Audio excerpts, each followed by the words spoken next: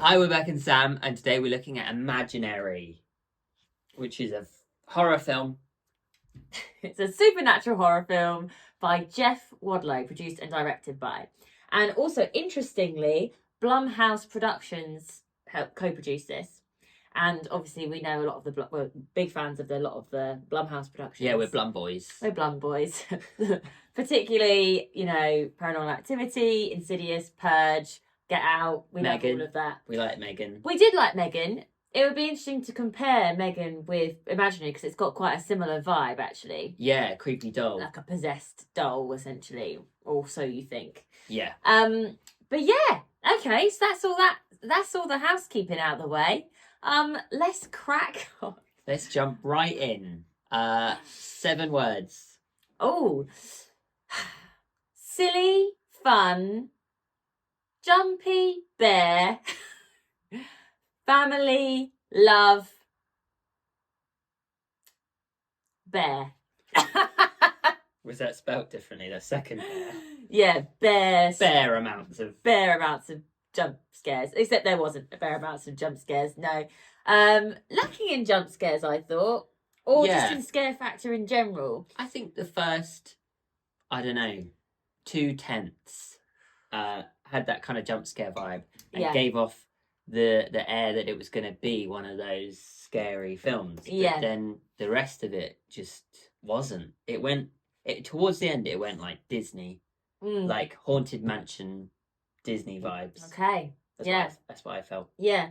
But I didn't really. Yeah, I agree. I didn't find it scary, really, on the whole. What I did like in terms of scariness was the cinematography in terms of the kind of like trick of like seeing little things in the background of shots, which I really like. And what did this well? The Haunting of Hill House. Yeah, stuff that you could miss on the first one. On the first watch. I think hands down the best one for this is The Strangers. Do you remember The Strangers? They're redoing it. But with the couple? The couple, yeah. Oh. Because they had the Oh, yeah, of course, with the stuff on their head. Because that was the first horror film I'd seen where they didn't have music stings for some of those walking in the background bits. And that was terrifying. Yeah. But yeah, I did think it was good for that, actually. So like when you'd sometimes see things in the background which looked a little bit like something, like a demon or something, but it was just a coat on a hanger or something like that, and that would like freak me out. Yeah. That was quite good in that sense. Would you have liked a more consistent baddie? Yes, I'm so glad you brought this up because this is going to be one of my points. Literally, like, what is the monster here? Yeah. What's the monster and why are we afraid? So this is the thing. This was the thing that I think was potentially wrong with this film. Messy. Yeah.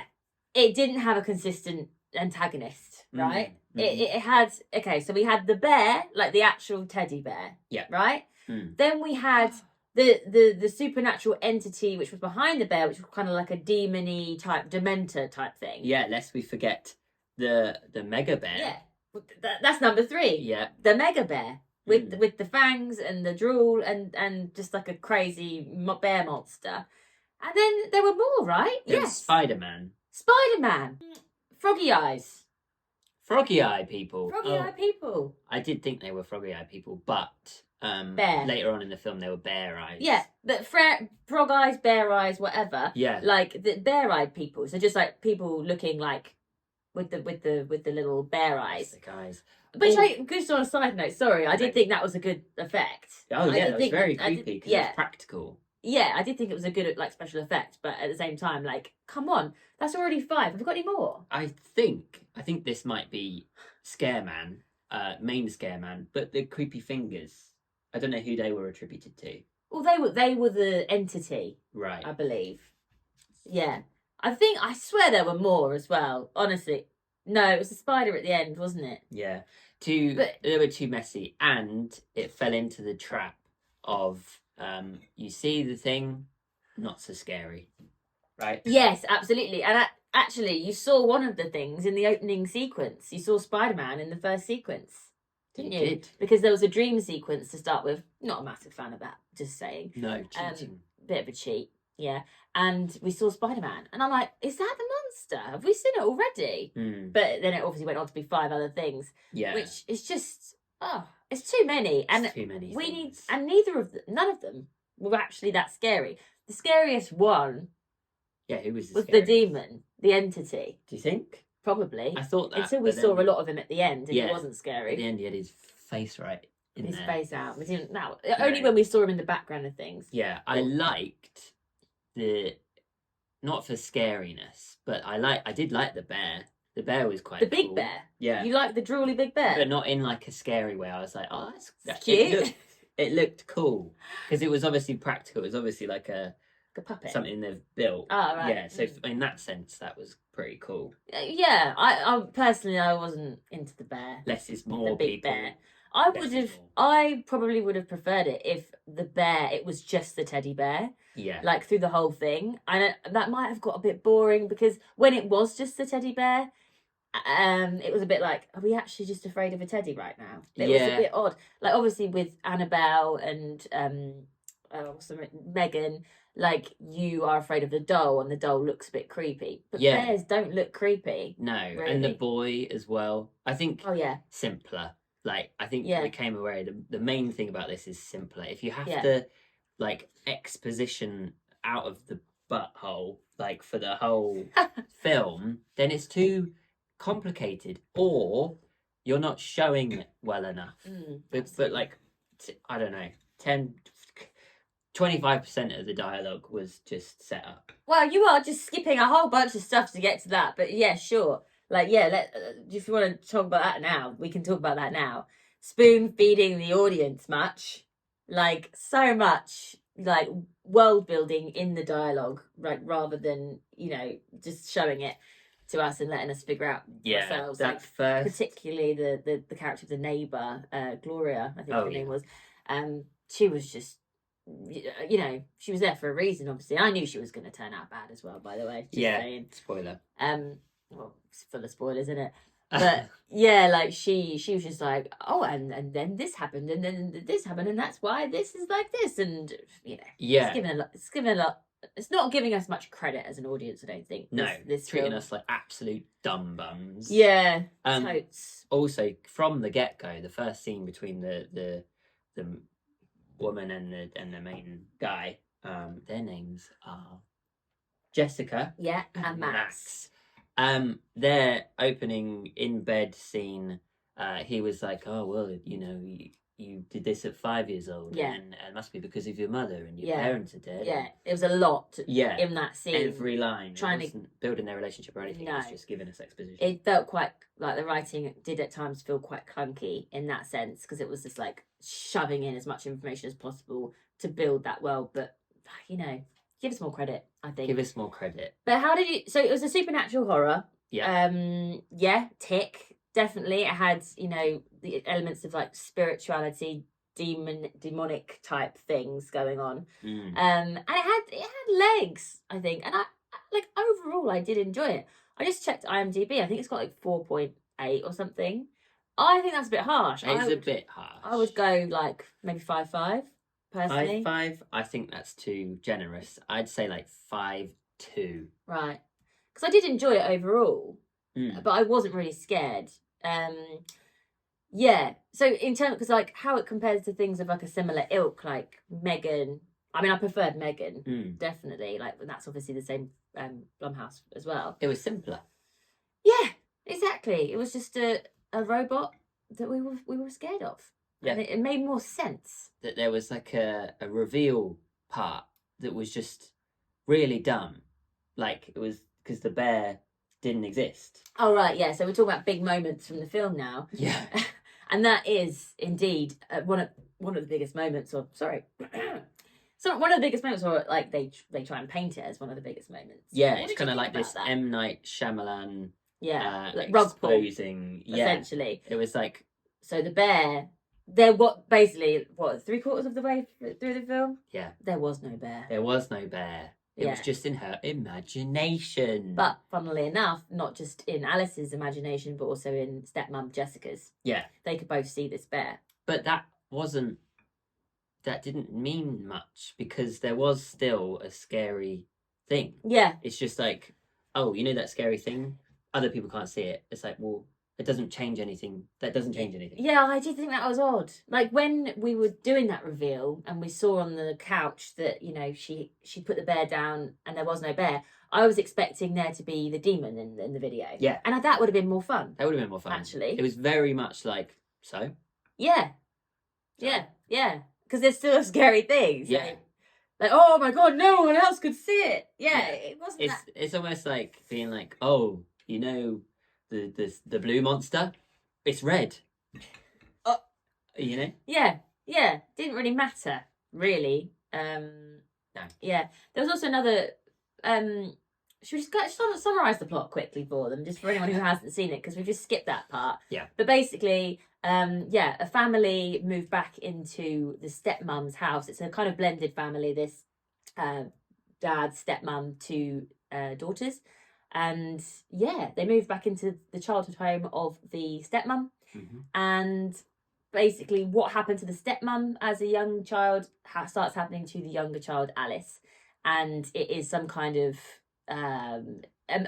basically the child gets obsessed with an imaginary friend, and the imaginary friend starts asking them to do things which maybe, start to become a little bit sinister.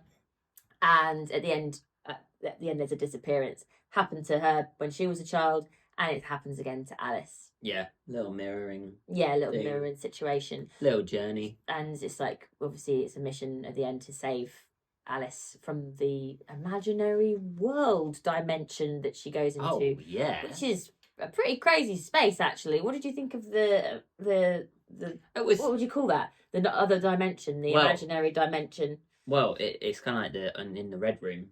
In the Insidious series. Oh, yeah, it's that other side. I mean, everywhere has it. Avatar has the spirit world. It's like very much that other place. Although this is more about like imagination. It is more. They reference Inside Out, don't they? Yeah, and it's less scary then, isn't it? Because it's not like we're going to a demonic dimension like we are in Insidious, where that creepy guy's like playing the piano, which is actually terrifying. I mean, you can see a lot. I think what Insidious does quite well is that it's all very shrouded in darkness and stuff like that. This is like the brightest place you can see, and you can see like clouds, and it felt a little bit like a laser quest. Yeah, like Willy Wonka in the Chocolate Factory, or like what's the other place? Oh, Alice in Wonderland vibes. You know, I think it did maybe lend into that. Alice, the character going into the. Oh, hello. Right. Hello. Right. Yes. Yeah. Yes, absolutely. And instead of a rabbit, we've got a bear. It had something there. Maybe it was trying to do that. Yeah. But yeah, that space, in terms of design and set design, pretty cool. There's some really cool moments where there's a moment where she falls into a poster. And then the poster falls down, and then that room has disappeared. That was really nice. Some nice moments. Yeah, I thought it was quite fun. It almost erred on like comedy horror, I think. When they first get into the world, and then Gloria immediately gets eaten by some kind of bear. Is it the bear that eats her? Yeah. That was a real eye roll moment, because it was so obvious, like, because Gloria, that she was going to die and that she was going to be bad. Yeah, she was like, "Ho ho! Look around, we're finally here!" And like just before they go into the dimension, she's like, "You could try this. You could do this." Everything she was saying, she might as well have been like, "Oh, I hope I don't die now, because I've unlocked everything I needed to unlock. You know, I hope I don't get mauled by a bear." Yeah, and then she did. Yeah. Just going back to big moments for me, one moment which I really did enjoy actually was the false ending, I suppose. So yeah, at the end, like towards the end, we see Jessica. She's visiting her father in the care home where he lives. And he's essentially lost his mind, hasn't he? So they're all there. The whole family are there. It's a particularly like clunky scene, but by that point I just this is just the movie. It's just what it's like. So I was just like, okay, well at least they got out. They're all fine. And then she looks at Alice's arm, and she realizes that there's no burn on the arm, and then she's like, "I'm still in here, aren't I?" Which I didn't expect that personally. Ow, I was just forgiving the movie its writing at that point, but. Do you think you saw that coming? I definitely saw it coming, and also I think part of my brain clocked that they were both scarred, and I was like, if we're gonna do like an imagination thing, it would be cool if I think I'd kind of clocked that at the beginning. I mean, I'm not trying to blow my own trumpet here. Seems like you are. I saw it coming.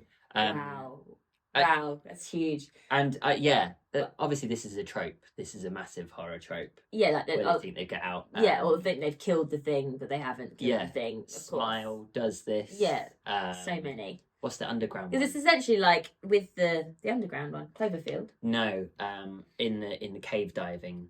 Oh, The Descent. The Descent, they do that in that, right? Oh, she like a false ending. and then she's like, I'm still here. Yeah. You see, that's where I actually don't mind like a dream sequence kind of thing. Because it's not really a dream sequence, is it? It's not like she's asleep. She's just like, well, in The Descent, she's obviously like kind of just imagined it because she's like quite sick by that point, I suppose. Yeah. And it makes more sense. Yeah. And in this one, of course, it makes sense because they've created this world around her in this imaginary world. Yeah, but to start with a dream sequence is a real piss take because we don't know what the world is anyway. So this could be the world. Yeah.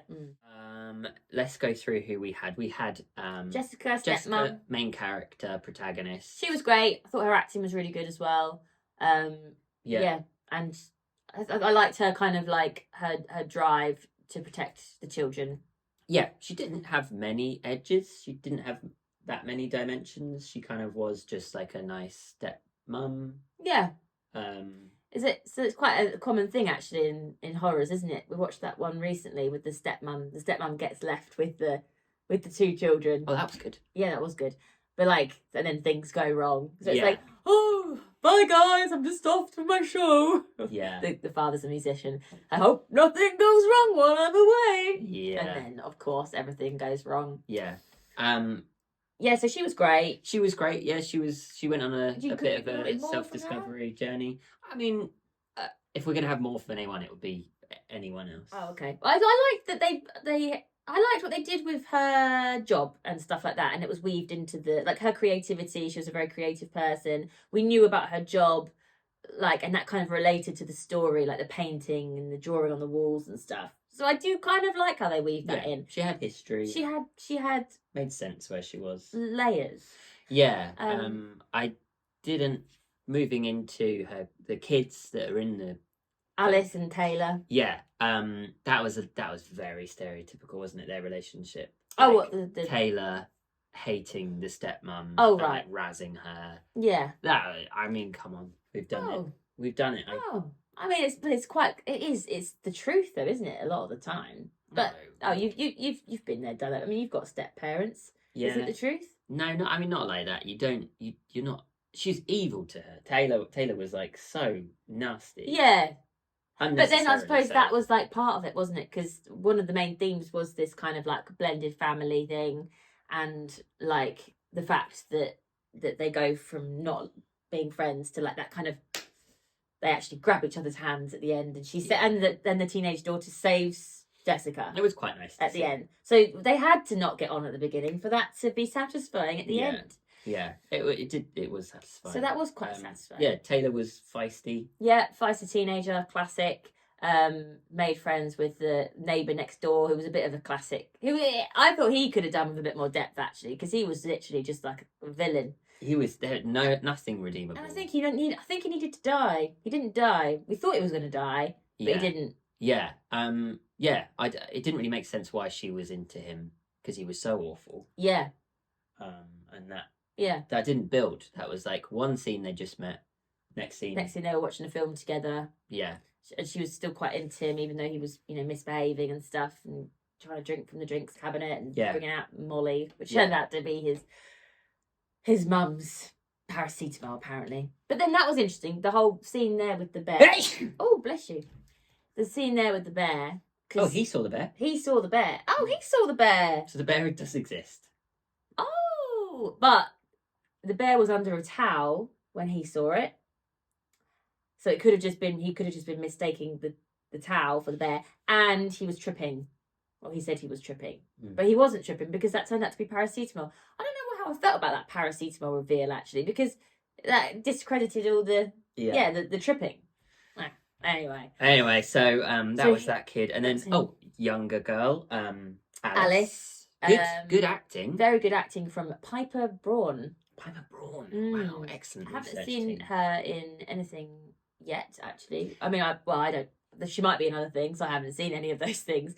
Yeah. But I thought she was really good, particularly when she had the scene with the doctor, and she was on camera and she was talking to the bear.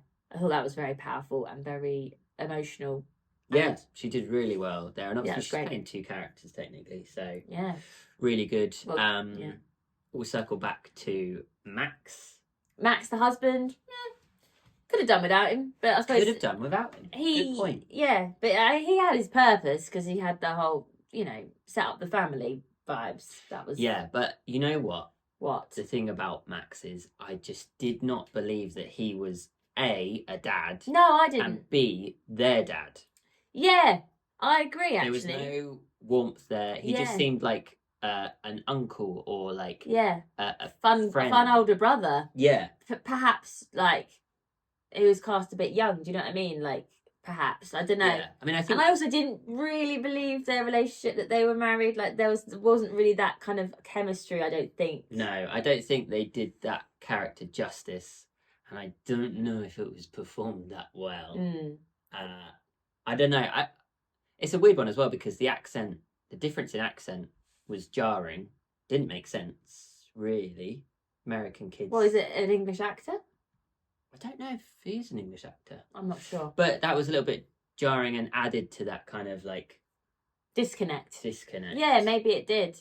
I guess it was just like it was a character choice, wasn't it? And they had some jokes about that. And did they? What about him being British? Yeah, because she was like, oh, about the scone. It's scone or scone or something. Oh, right. When she was doing the tea party. Yeah.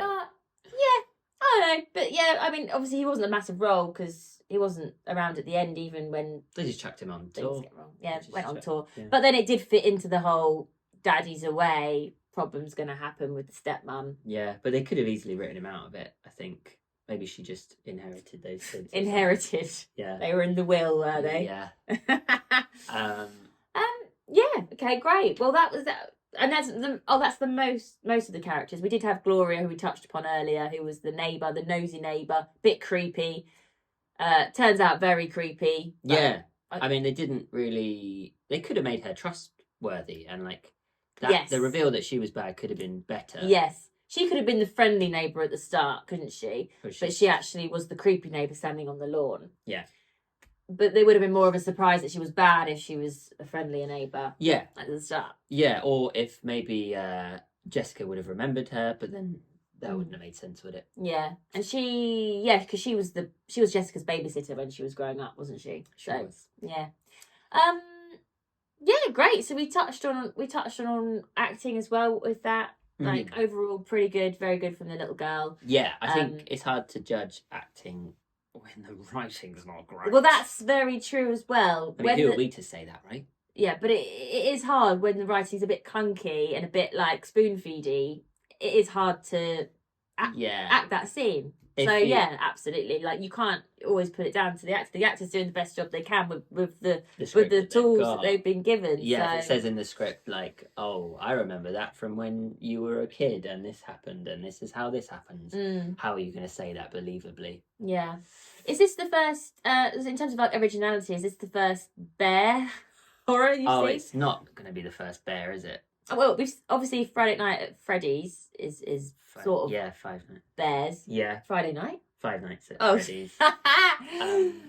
Yeah, that's bears. Did you think the actual bear was the bear scary? Like there was obviously a lot of shots of the bear. Do you mean the actual teddy bear? Yeah. No. Could that have been scarier, creepier? Yeah, I think it could have been a scarier bear, and I think that I didn't like it when it moved its head. No, because that's what Annabelle does well. I don't think Annabelle moves. No. I don't know if Brahms does either.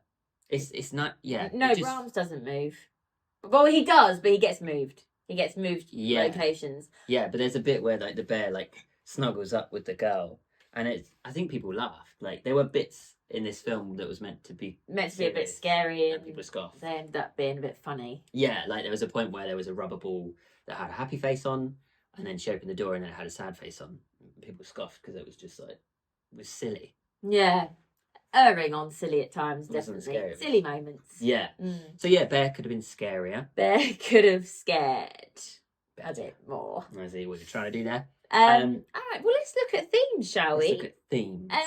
As mentioned, the blended family thing, family and family sacrifice, doing anything for your children was a big thing. So in the history part, in the past, in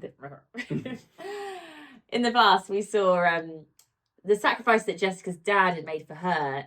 Same situation, both in the imaginary world, and Jessica's dad looked into the eyes of this entity, this demon, whatever it was, and essentially lost his mind because he saw something like he saw all of their children's imaginations across the world again, or something. Very, yeah. And then that happened again, didn't it? Jessica looked into the eyes of this entity at the end and almost lost her mind, but she didn't, because she's creative.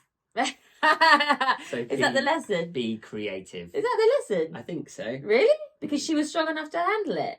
I think that's what they were trying to get at. Oh, but also she was rescued because the little girl Alice, she lit the fire, so she overcame her fear of fire. Yeah.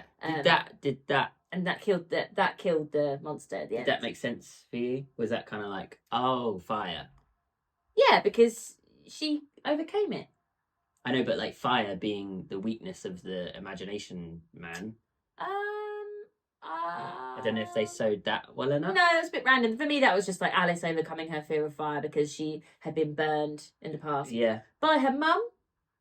Again, we don't know. There's a mum? There's a mum as well. There's a mum. Yeah, the two girls have a mother and like a real mum, their birth mum, and she's I think she's locked away somewhere. She's not mentally well. Yeah, interesting that. So she crops up a few times. Yeah. And she crops up at the end as well, doesn't she? Because she's in Alice's imagination, which I thought was quite a nice touch. Nice. Yeah. So sorry, back to themes. So yeah, the family, and the kind of stepmom, trying to make this family, like bring this family together, trying to get the children to like her. Yeah.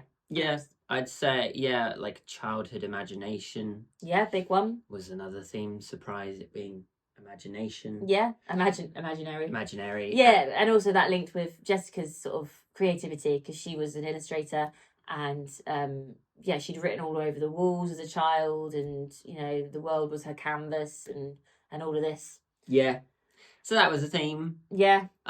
We also had spirituality, I suppose, like that kind of demonic bit. Yeah. So you could history, say like folklore. Yeah. I guess to that a degree. And that sparked sort of thoughts about imaginary friends in general, and like they looked into Gloria had done a lot of research into like imaginary friends and what they mean in different cultures, which was pretty cool. That was pretty cool. I probably could have done with more of that. Maybe that could have been the driving force of it, like from an earlier point. Maybe, because that's fun. Yeah, that is fun, and like sometimes it's a benevolent spirit, and sometimes it's an evil spirit. That's cool. Like it was with Chauncey. That's Chauncey Bear. Chauncey. Any other things that crop up that you think that we need to say that, because that was really that hit hard. Wow, it clearly left a really strong impression on you. Yeah, well, I think so. Overall, fairly enjoyable. Yeah, amusing. Amusing. Probably not supposed to be amusing. Yeah, I don't think in terms of like being engrossed in a film. I don't think I was. There was a couple of times I turned to Bec and I was like, I was interested throughout. Yeah. I was interested, but I wasn't like hooked. Yeah, I was more hooked into Cat People, which if you want to see that review, you can on here. Yeah, that's surprising, isn't it? Yeah, you weren't expecting to be hooked on that. I thought I had high hopes for this film, so I am slightly disappointed. I won't lie to you. I love Blumhouse. I love a Blum. Yeah, I love a supernatural horror. It just didn't quite. Are you okay? I just wanted to like it so much. I did like it, but just not as much as I thought I was going to. No, I think it did seem just a little bit like churned out, and maybe like it wasn't refined. It almost felt like a A-level or uni piece, didn't it? Yeah. You know, at times it wasn't nailed down. No. Simplified. Yeah. Yeah. Oh, okay. Well, yeah. I'll leave it there. Oh no. What a I do think. way to end. Oh, what a nasty way to end. I do think give it a go though. Like if you're into those kinds of films, give it a go. Give it a watch, because if for nothing else, you might have a bit of a giggle. Yeah. And I think set design and puppetry and stuff like that was quite cool visually. Like there were some cool bits if you would just pull those out. Maybe watch it at home. Yeah. Watch it at home with a cup of tea. Exactly. On that note, thanks so much for watching. Thanks. See you next time. See you next time. Don't let anything distract you from it.